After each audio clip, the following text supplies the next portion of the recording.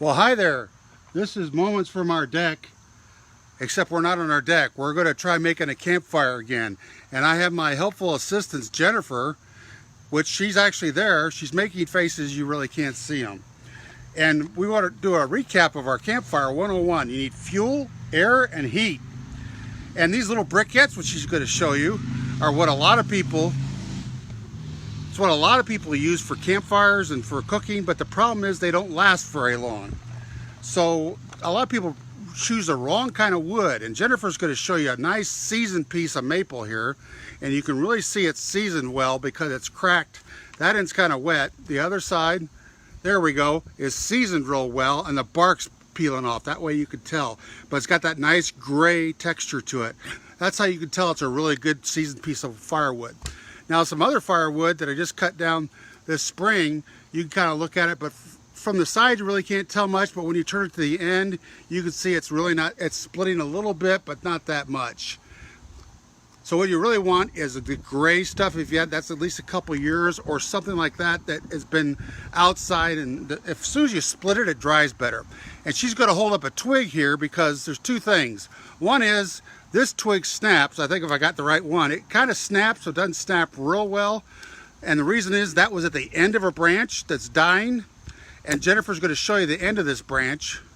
And when you're getting tinder from a tree, you want to get it towards the very tip, because if it's close to the tree, it still may have some sap in it. But if a branch snaps, and we didn't knock the camera over, yay. If it snaps, you're pretty good idea that it's dry. If it's kind of wibbly like Gumby, then no. All right, so, and one caution here, you want to say no to accelerants. We've used some cotton balls and some other things in there. You can use hand sanitizer, which is like gold right now, or you can use some Vaseline on a cotton gauze if you get into real trouble. So again, you want to make sure you have dry tinder, and we're going to try lighting this and see if it works. And the biggest thing is you want to have very small pieces, and by small, I got these off the end of a pine tree, and you see it's so brittle it's actually breaking in my hands. That's what you want. You want this nice, but the biggest mistake people do is they start putting big stuff on it. They light it. No, you want to work your way up. Now, this is what I call city tinder. It's a piece of wood, but it's so dense that it's going to take a while to catch on fire, versus something this light and brittle, like this end of a pine needle or even a pine cone, works really well. So Jennifer's going to try giving it a fire here, and we're going to see if we set anything on fire, including us. We do have a fire extinguisher nearby.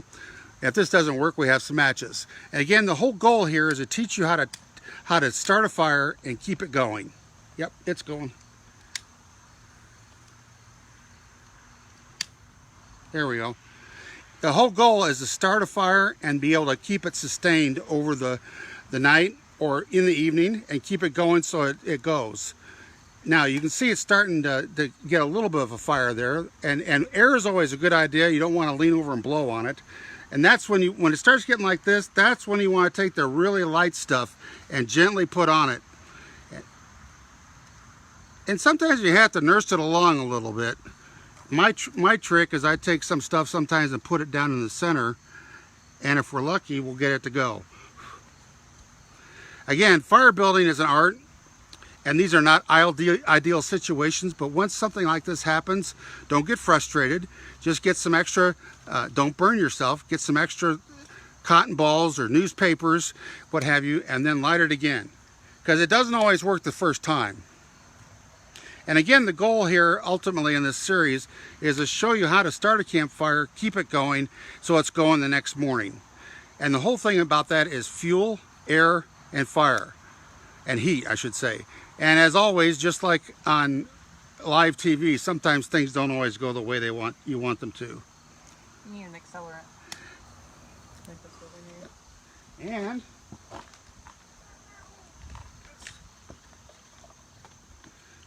again, I mentioned Vaseline on a cotton gauze. You wouldn't think that would do much, but it normally does. I've also got some newspaper.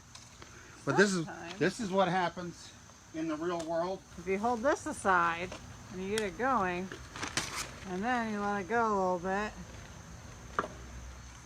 this has got a nice flame. And you can use too much then- newspaper and smother it out.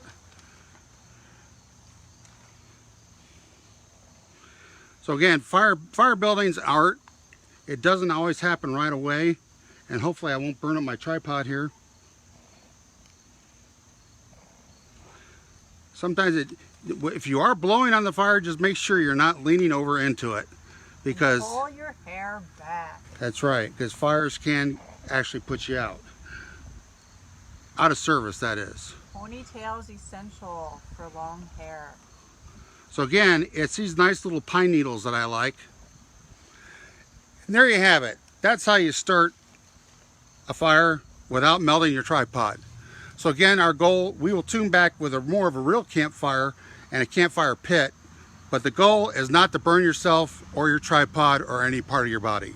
So again, this is Moments from Our Deck, Dave Meeker and Jennifer Meeker. Have a good evening.